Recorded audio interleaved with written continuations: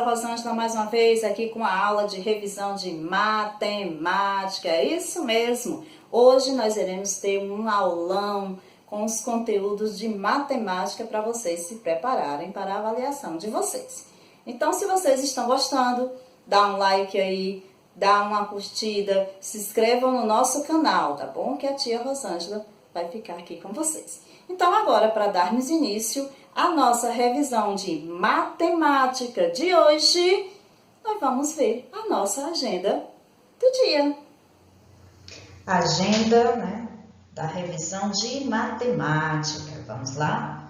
Hoje nós vamos ter revisão de ordens e classes, classe dos milhões, ideia da adição, leitura, escrita e resolução de problemas, as propriedades da adição, ideia da subtração, propriedades da subtração, valor do termo desconhecido da adição e subtração, expressões numéricas com adição e subtração, multiplicação, ângulos, triângulos, quadriláteros e simetria. Nossa agenda hoje está recheada de revisão.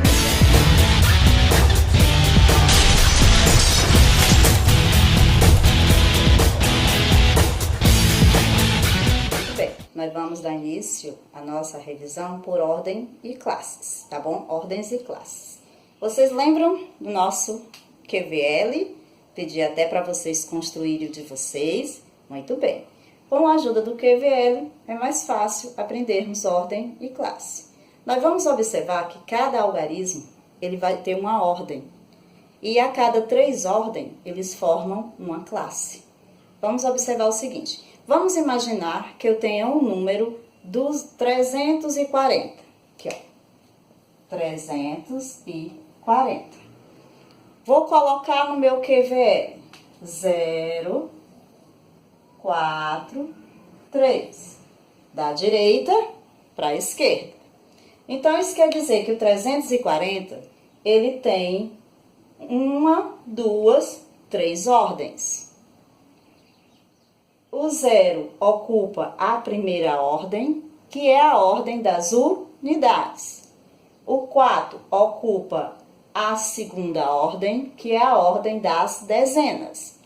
E o 3 ocupa a terceira ordem, que é a ordem das centenas. A cada 3 ordens, forma-se uma classe. Isso quer dizer que a centena, a dezena e a unidade formam a primeira classe, que é a classe das unidades simples. Certo? Agora, se o meu número é 1340, eu vou colocá-lo aqui. 0, 4, 3, 1. Observem que o meu 1 passou para a segunda classe.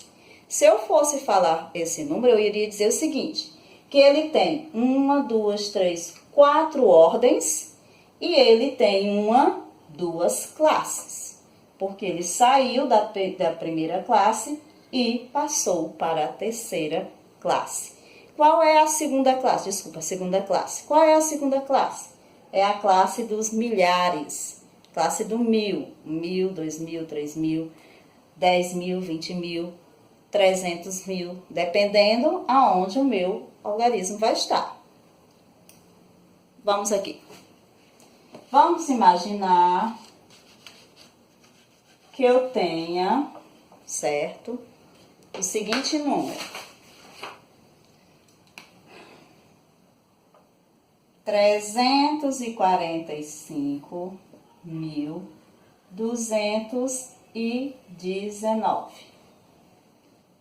Quantas classes e quantas ordens tem esse número? Vamos lá. Primeira ordem, segunda ordem, terceira ordem, quarta ordem, quinta ordem, sexta ordem. Quer dizer que ele tem 6 ordens. Ele tem 6 ordens. Quantas classes? Foi o que eu disse. De 3 em 3 ordens formam uma classe. Então, eu tenho aqui 1, 2, 3, uma classe. 1, 2, 3, 2 classes. Então, este número tem 2 classes. Se eu perguntar a vocês, o número 4 ocupa qual ordem? E agora, vamos colocá-lo aqui, ó. 9, 1, 2, 5, 4, 3. O meu 4 está onde? Aqui, ó. Ele está em qual ordem? Quinta ordem. Qual é a quinta ordem? Dezena de milhar. Então, o meu 4 está na quinta ordem, na dezena de milhar. E aí, deu para tirar as dúvidas de vocês sobre ordem e classes? Utilizando o QVL também, nós podemos fazer a decomposição dos nossos números. Vejam só. Aqui eu tenho um número que eu coloquei para vocês ainda agora. Vou decompor ele. Eu tenho o quê? 3 centenas de milhar. Então, eu tenho aqui. Vou começar pela unidade, tá bom? Vamos. Não, está aqui mesmo. 3 centenas de milhar. Quanto é 3 centenas? 300. E eu estou na classe do quem? Dos 1000. Então, eu tenho aqui 300 mil. Ou, eu coloco o meu 3 e vou contar. 1, 2, 3, 4, 5. 1, 2, 3, 4, 5 zeros. Mais 4 o quê? Dezenas de milhar. Quanto é 4 dezenas? 40 o quê? Aí eu vou contar. 1, 2, 3, 4. 1, 2, 3, 4. Eu tenho 5 unidades de milhar. Então, eu tenho 5. Aí eu conto. 1, 2, 3. 2, 3. Mais 2 centenas. Mais 10, que é uma dezena. Mais 9 unidades. Se eu escrever como eu leio esse número, eu vou escrever 300 mil, 345 mil, 219, ok? Só que aqui nós temos só a classe, até a classe dos milhares. Mas existe a terceira classe, que é a classe dos milhões.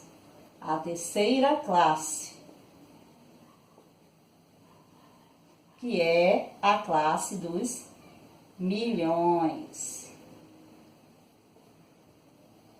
Na classe dos milhões, vocês vão ter a 7ª ordem, a 8ª ordem e a 9ª ordem. E aí, nós vamos ter a unidade de milhar, a dezena de milhar e a centena de milhar, tá bom? E por aqui nós estamos encerrando essa revisão sobre ordens e classes. Vamos lá. Vamos agora trabalhar a ideia da adição. Adicionar significa somar, juntar e acrescentar. Ao adicionar, podemos juntar quantidades ou acrescentar uma quantidade a outra. Essas são as ideias da adição. Vamos ver um exemplo. Juntar. A Adélia tem 4 flores amarelas e 6 flores azuis. Juntando as flores em um único vaso, quantas flores ficarão? E aí, eu fiz a conta aí do lado. 4 mais 6, 10. Nós também temos aí os termos da adição. Parcela, primeira parcela, segunda parcela, soma ou total. Então, toda vez que você tiver a ideia de juntar, juntando é uma adição. Acrescentar. Vamos ao exemplo. A gata da vovó teve 4 lindos filhotes em uma ninhada. Em outra ninhada, teve mais 5 gatinhos. Quantos gatinhos a gata da vovó já teve ao todo? Então, vem a de acrescentar. Ela tinha um tanto e passou a ter tanto. Então, acrescentou, aumentou. Isso é uma ideia da adição. Então, 4 mais 5 é igual a 9. A gata da vovó teve ao todo 9 gatinhos. O algoritmo da adição. Nós podemos organizar as parcelas no quadro de ordens e efetuar qualquer adição, desde que respeitemos a soma da unidade com unidade, dezena com dezena, centena com centena. Observe a situação problema. Nara ganhou um lindo livro para colorir. Ela pintou 12 páginas em cada dia e 16 em um dia e 16 páginas em outro. Quantas páginas ela pintou nos 2 dias? E aí vem a ideia. Fiz o meu QVL, né? Dezena, unidade, centena, ok? Nesse primeiro quadro aqui está errado, aqui não dá certo, desculpa, é dezena e unidade. Então, 12, ó, o 2 é a unidade, o 1 é a dezena. O 6 é a unidade e o 1 é a dezena. E adicionei. A ação aconteceu em tempos diferentes. A ideia é acrescentar quantidades. Somando por meio do algoritmo usual, devemos iniciar a soma sempre da direita para a esquerda. Nós devemos sempre começar da unidade para trás. O mesmo se aplica à soma com mais de 2 parcelas. Sempre começamos da unidade, sempre da direita para a esquerda. Leitura, escrita e resolução de problemas. Vou dar umas dicas para facilitar vocês compreenderem as situações problemas. Vamos lá. Primeiro, leia com atenção. Isso não é só para a situação problema, não, é para tudo. Depois, verifique quais são os dados e o que é perguntado no problema. O que são os dados, quais são as quantidades, o que ele está se referindo. Depois leia novamente o problema para descobrir qual é a operação que deve ser feita. Se é adição, se é subtração, as palavrinhas mágicas, né? Se há mais de uma pergunta, resolva uma de cada vez. Observe que às vezes a situação problemas, ela exige de mais de um cálculo, porque ele está perguntando mais de uma coisa. Arme a sentença matemática, depois efetue o cálculo, escreva a resposta ou as respostas ao problema. Depois releia novamente para verificar se você não se esqueceu de resolver nada. E assim eu garanto, vocês não vão ter como errar a situação, problema que vocês estiverem resolvendo. Agora nós vamos ver a ideia da subtração. Subtrair significa retirar. Realizamos subtração ao retirar uma quantidade de outra ou comparar quantidades. Essas são as ideias da subtração. Retirar. Exemplo, em um pote havia 18 chocolates, mas Júnior já comeu 6. Quer dizer que se ele comeu, ele retirou. Então, a pergunta, quantos chocolates restaram no pote? Então, se ele comeu, claro que diminuiu a quantidade.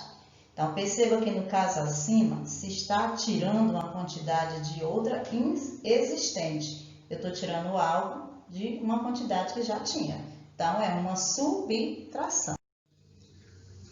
Outra ideia da subtração é comparar. Observe o exemplo. Henrique tem 19 anos e Edilene tem 6 anos a menos que ele.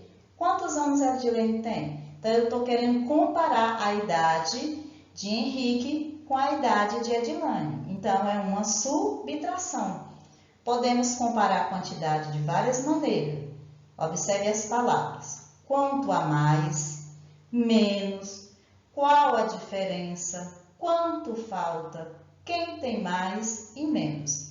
Essas são as palavras que indicam que é uma comparação. Então, é uma subtração. Se na situação, problemas que vocês estiverem fazendo, tiver que pedindo para você dizer quanto é a mais ou quanto é a menos, qual é a diferença, o quanto falta, ou quem tem mais ou quem tem menos, é uma comparação. Então, isso é subtração. Os algoritmos da subtração. Os termos da subtração são minuendo, sempre maior quantidade, sempre é um número maior, o minuendo. O subtraindo é a quantidade que eu vou tirar do meu minuendo. O resto, a diferença, é o resultado da minha subtração. Subtraindo por meio do algoritmo usual, devemos proceder exatamente igual à adição, invertendo apenas a operação aplicada. Lê-se. Como é que eu leio esse número? Qual é a leitura desse número? 46 menos 22 é igual a 24, ou 22 para chegar a 46 é igual a 24. A subtração ela é muito semelhante à adição. Apenas a ordem dos termos é alterada. Na adição, temos dois valores menores que juntos formam um valor maior. Na subtração, não. Nós temos dois valores distintos, cuja diferença entre eles resulta em um terceiro número. Propriedades da subtração. Observe essas subtrações e tente resolvê-las em uma folha. Você percebeu que não é possível resolvê-las. Isso porque o primeiro número é menor que o segundo. No conjunto dos números naturais, a diferença só existe quando o primeiro número, que é o minuendo, é maior ou igual ao segundo número, que é o subtraendo. Se o minuendo for maior que o subtraendo, essa subtração não dá para ser feita. Por esse motivo, não existe propriedade da subtração no conjunto dos números naturais. Não existe fechamento. Não há propriedade de fechamento, pois, por exemplo, o resultado de 4 menos 5, isso é menos 1, não pertence ao conjunto dos números naturais. Associativa. Não há propriedade associativa. Por exemplo, 3 menos 5 menos 2 não é igual a 5 menos 2 menos 3. Comutativa. Não existe comutativa, pois, por exemplo, 5 menos 3 não é igual a 3 menos 5.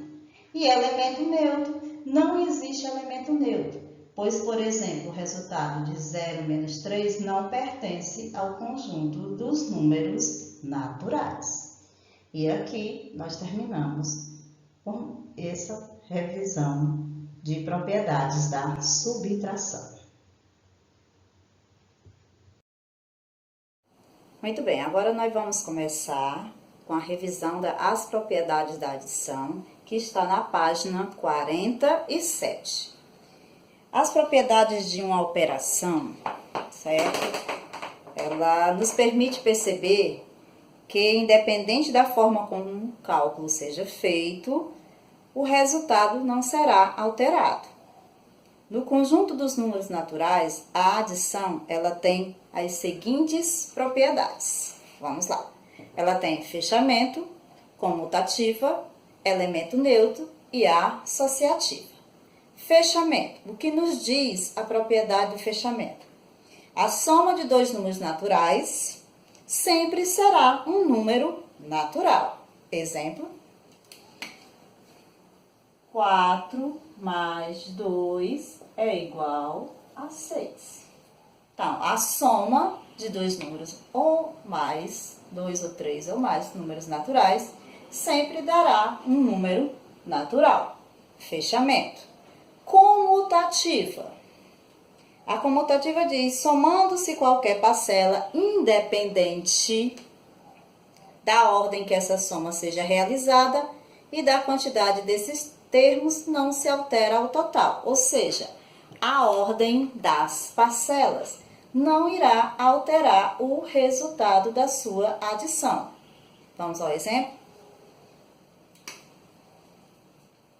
4 mais 7 é igual a 11. Ou 7 mais 4 é igual a 11. A soma a ordem das parcelas não irá alterar o resultado na adição. Próximo, elemento neutro. Ele diz o seguinte: na adição, o zero é o elemento neutro, pois somado a qualquer número não altera o valor do total. Eu posso somar o zero a qualquer número, o resultado sempre será o próprio número. Exemplo: 0 mais 284 é igual a 284. Então, não vai alterar o valor de jeito nenhum. Associativa. Somando-se 3 ou mais parcelas, pode-se associá-las, né, da maneira que desejar, sem que o resultado seja alterado. Por exemplo, vamos lá. 5 mais 4 mais 3 dá igual. Vou começar aqui, ó. Primeiro, 5 mais 4, 9, mais 3, 9 mais 3, 12. Agora, se eu associar de uma outra forma, 5 mais 4 mais 3 dá igual a 5 mais 4 mais 3, 7, que dá igual a 12. Essas são as propriedades da adição, ok? Muito bem, agora nós iremos estudar valor do termo desconhecido envolvendo a adição e a subtração, na página 65 do livro de vocês. E lá diz o seguinte: em algumas operações nós vamos ter que descobrir o valor do termo desconhecido. Na adição, nós devemos aplicar a operação inversa da adição. Qual é? É a subtração. E aí ele vai dar uma situação, um problema, que ele diz o seguinte nessa situação, problema. Presta atenção. Uma das parcelas da adição é 186 e a soma é 458. Qual é o valor dessa parcela dessa adição?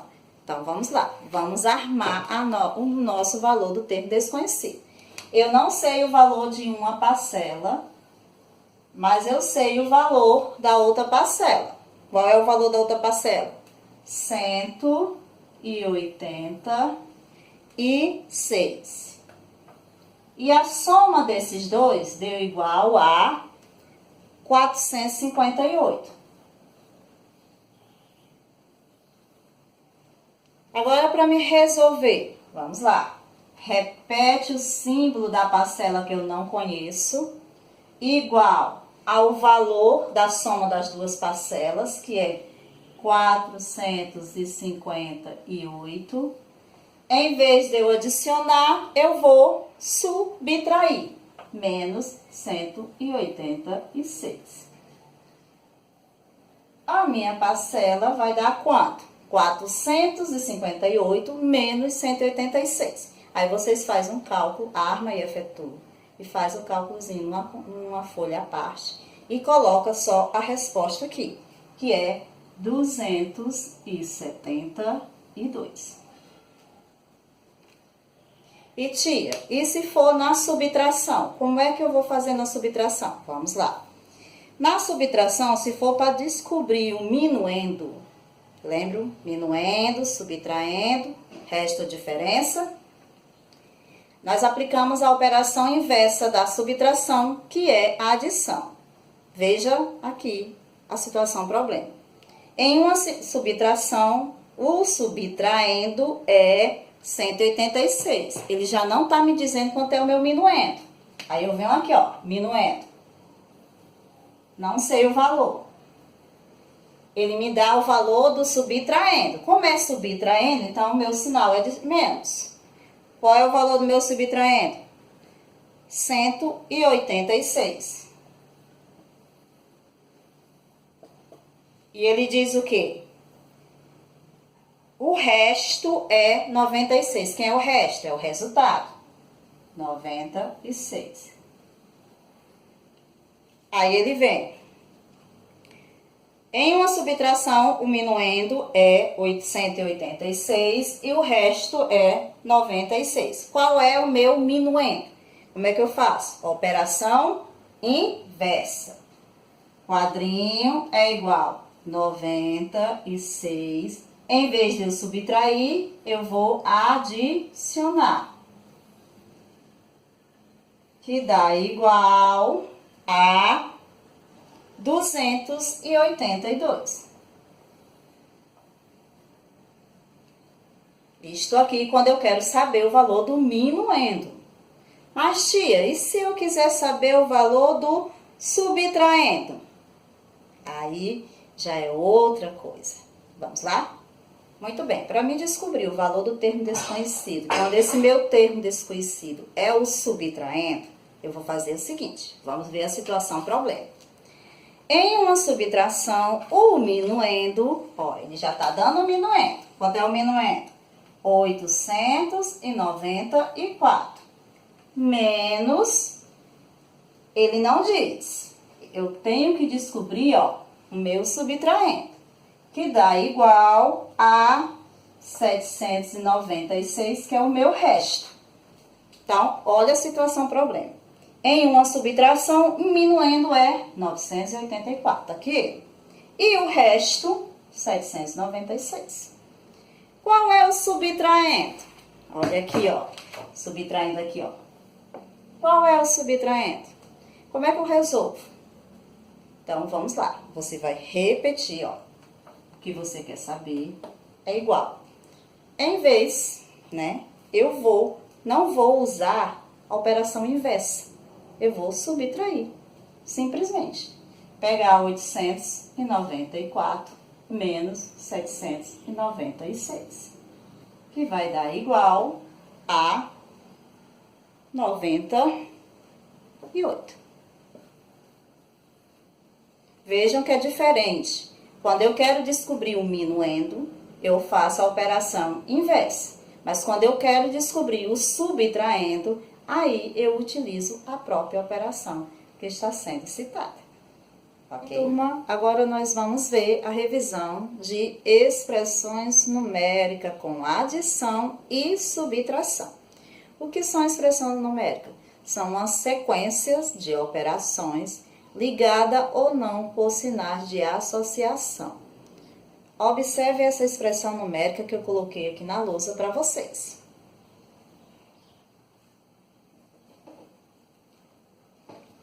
Na expressão numérica, quando aparece adição e subtração, eu vou resolver a sequência, quem vem primeiro.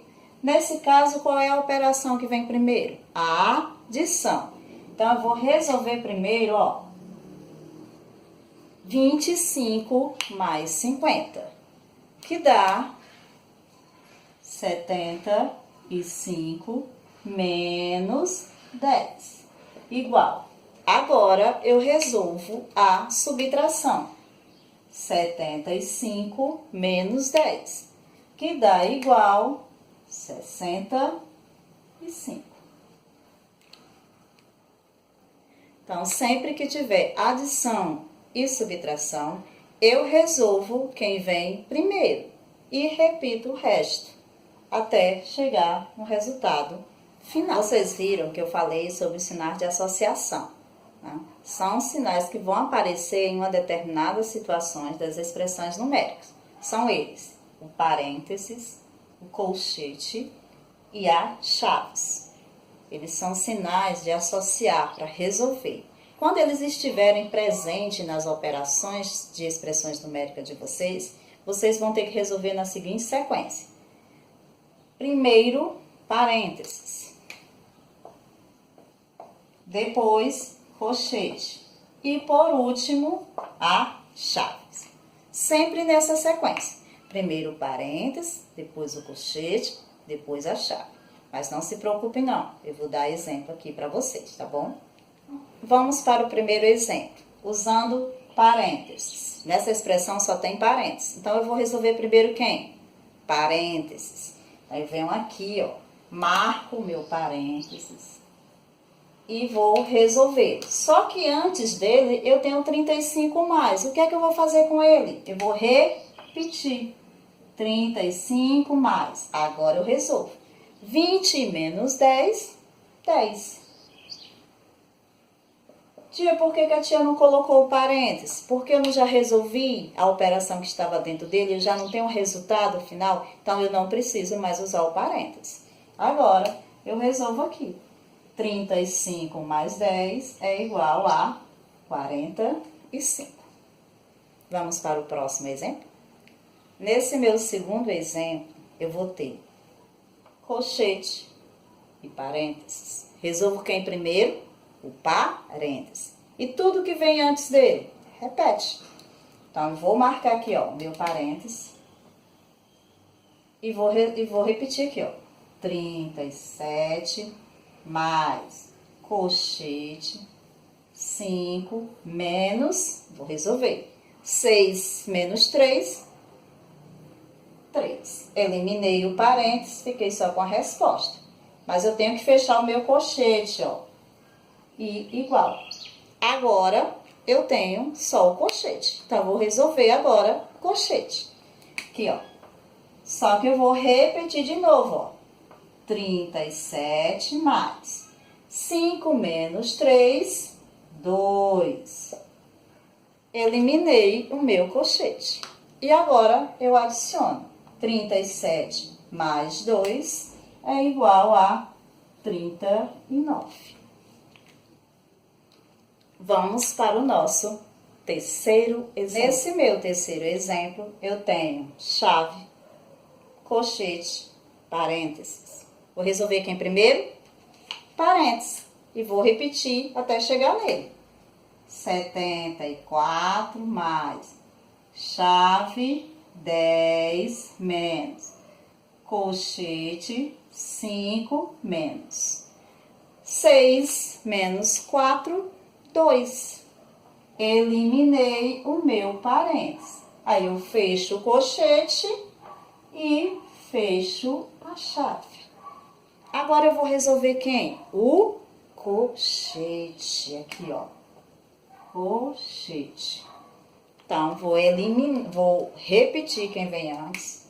74 mais, abre a chave, 10 menos 5 menos 2, 3. Fecho a minha chave. Agora eu vou resolver quem? A chave. Vamos lá? Repete o que vem antes. 74 mais 10 menos 3, 7. 74 mais 7, 81. E aí? Deu para tirar as dúvidas? Muito bem. Tentem fazer exercícios do livro de vocês. Peguem questões, itens de que vocês já responderam. Tentem responder de novo. A gente só aprende praticando. Nós só aprendemos praticando. Matemática tem que se praticar. Não é só ler e olhar, não. A gente tem que fazer os cálculos, tá bom? Aí vamos para a multiplicação sem reagrupamento.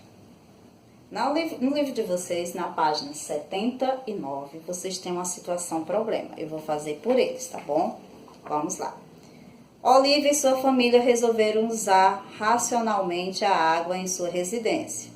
O resultado dessa economia foi de 23 litros de água por dia. Quantos litros de água foram economizados em 3 dias na residência de Olivia? Nós podemos observar essa multiplicação assim. 3 dias, cada dia 23 litros. Então, vai ser 3 vezes 23. Certo? Que é a mesma coisa aqui. 23 mais 23 mais 23. E aí, se você resolver, você vai encontrar o mesmo resultado. Você pode resolvê-la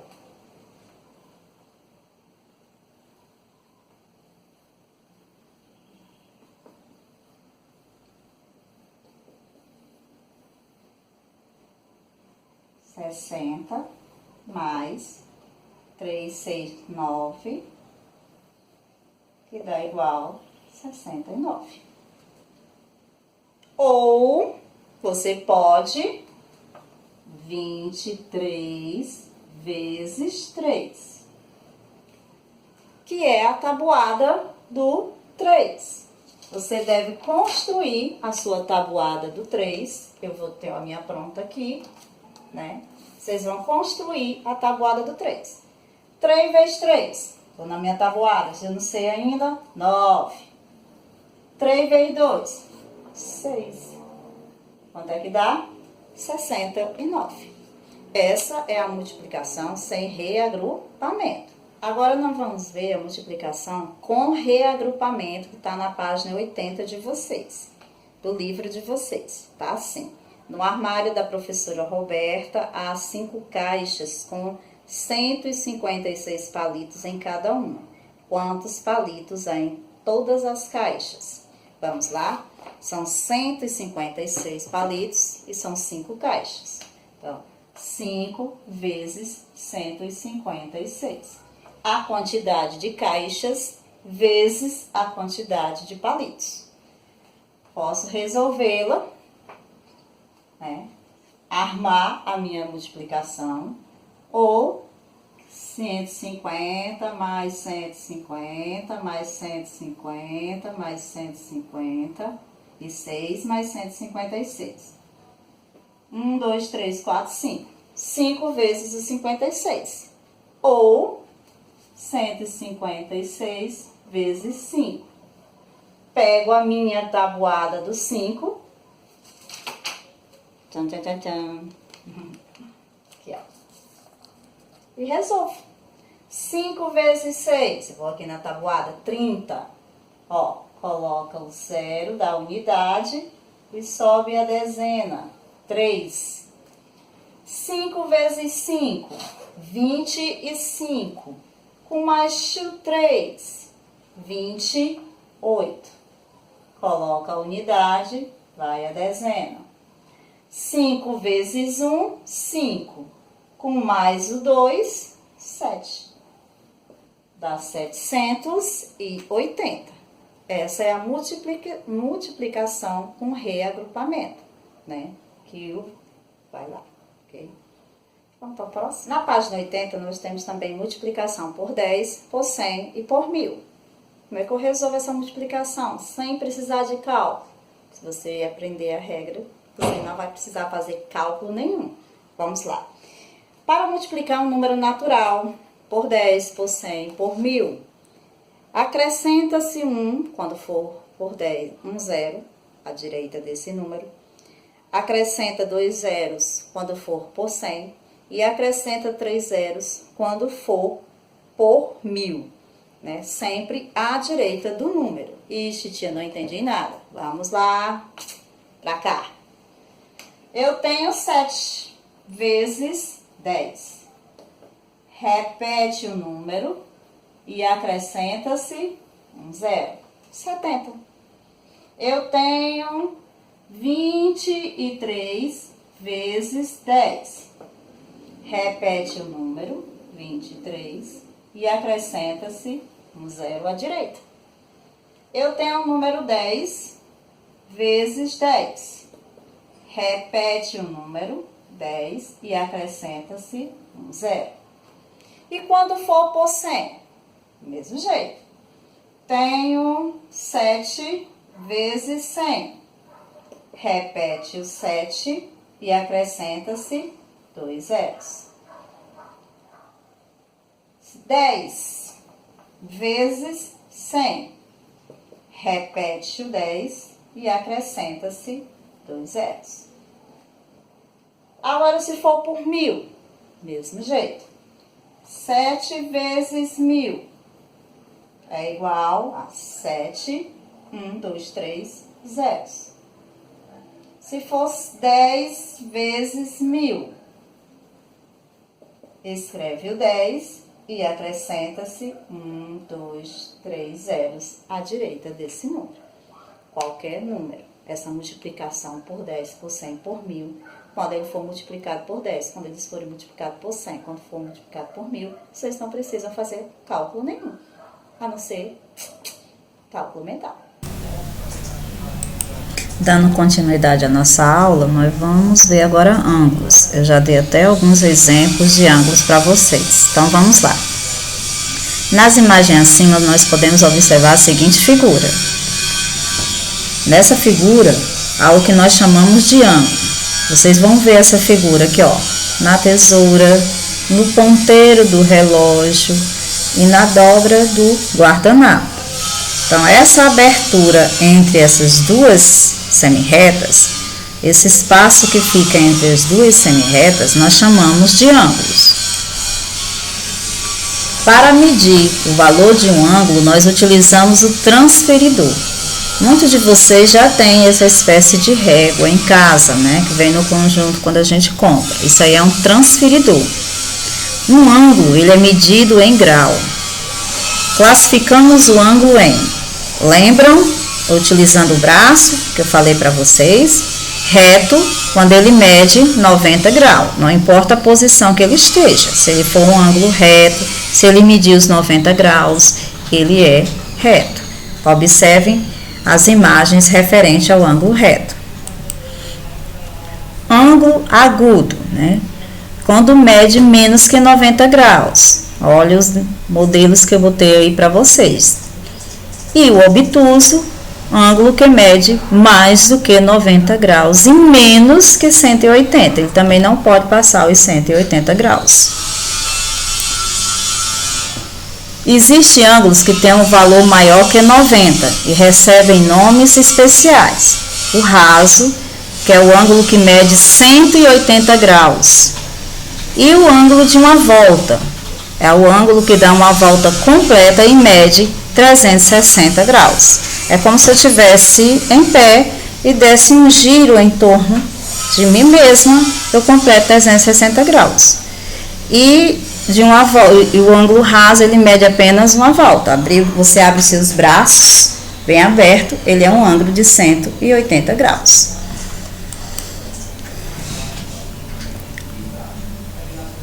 Na página 118, nós vamos ver os ângulos nas figuras planas, que eu também comentei. Nos polígonos, nós podemos encontrar ângulos, vejam, no quadrado você vai encontrar os ângulos, que é a união, é onde fica vértice, né, do nosso polígono. No retângulo também, no quadrado e no retângulo, os 4 ângulos são retos.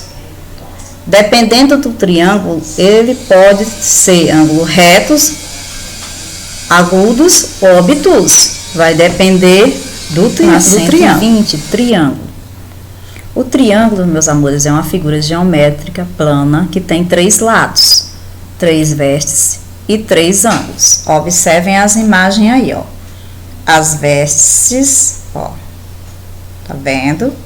Os lados, que são as arestas, e os ângulos, ó.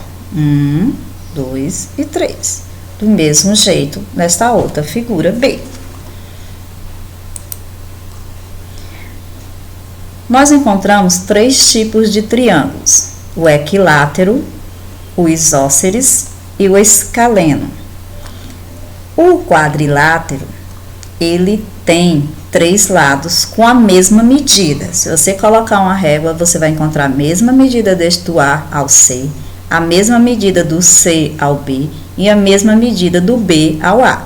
Então, o equilátero é um triângulo que tem a mesma medida de todos os 3 lados. O isósceles, né, que é esse aqui, o segundo, ele é um triângulo, só que ele tem só 2 lados com a mesma medida e o outro lado com a medida diferente. Se você pegar a régua, este lado do Y ao X e do Y ao Z tem a mesma medida, mas do X ao Z a medida é diferente. Então, isósceles é um triângulo que tem 2 lados com a mesma medida e um lado com a medida diferente. O escaleno é um triângulo, só que todos os lados do escaleno, os 3 lados dele, têm medidas diferentes. Do M para o O é uma medida, do O para o N é outra medida e do N para o M é outra medida. Então, todas as medidas do escaleno são diferentes, ok? Terminando agora os triângulos, nós vamos para os quadriláteros, tá bom? Lá na página 123. Triângulo, 3 lados. Quadriláteros, 4 lados. Então, Quadriláteros é uma figura geométrica plana que tem 4 lados, 4 ângulos e 4 vértices. Observem essas imagens aí, ó. 4 lados, 4 vértices e 4 ângulos. Todas essas aí são quadriláteros. Mas os quadriláteros, eles podem ser classificados em paralelogramo. O que são os paralelogramos? São quadriláteros que têm todos os lados opostos paralelos. São eles, o quadrado, o retângulo e o losango. Se eu não estou entendendo, vamos lá. Paralelo. Lembram das linhas paralelas? Muito bem, ó. Esta linha é paralela a essa. Esta linha é paralela a essa. Então, todas as linhas são paralelas. Esta linha é paralela a essa.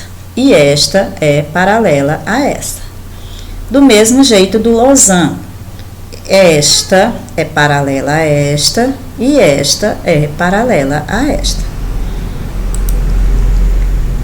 Os trapézios são quadriláteros que têm um par de lados opostos paralelos.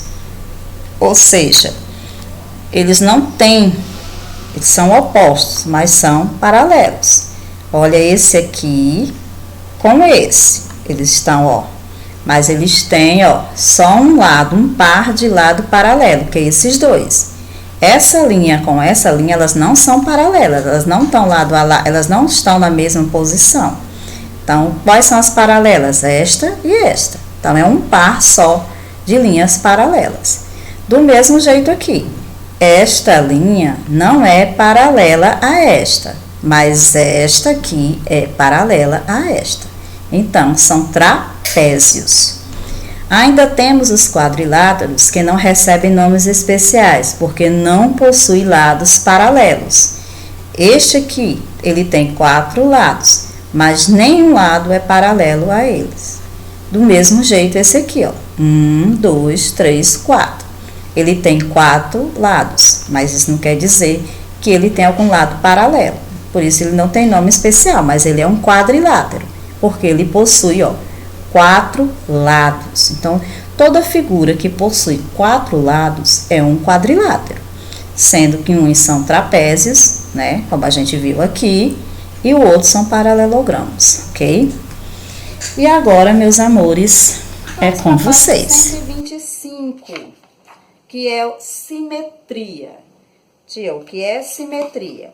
Uma figura ela é considerada simétrica quando eu pego essa imagem e drobo ao meio e as imagens dela sobrepõem sobre a outra.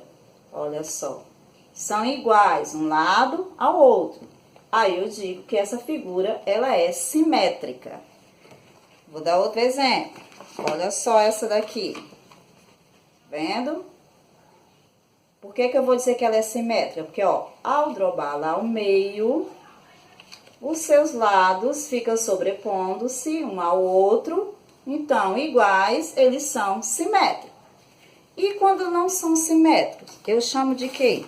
Eu chamo eles de assimétricos, ó. Vamos dizer que essa tesoura fosse uma imagem e eu fosse drobá-la ao meio. Ela iria ficar sobrepondo uma sobre a outra, ia ficar igual um lado com o outro? Não. Então, ela é assimétrica. Okay? Nós estamos encerrando a nossa aula de revisão de matemática. Mas teremos mais aulas de revisão por aí, é só aguardar. Lembrando, estudem, peguem as atividades que nós já fizemos, refaçam. Observem se está correta a resposta com que a tia fez correção. E também, quem ainda não fez a sondagem de matemática, vai lá, faz a sondagem também, que é uma forma de revisão para vocês estudarem. Um beijo, um abraço e até a nossa próxima aula!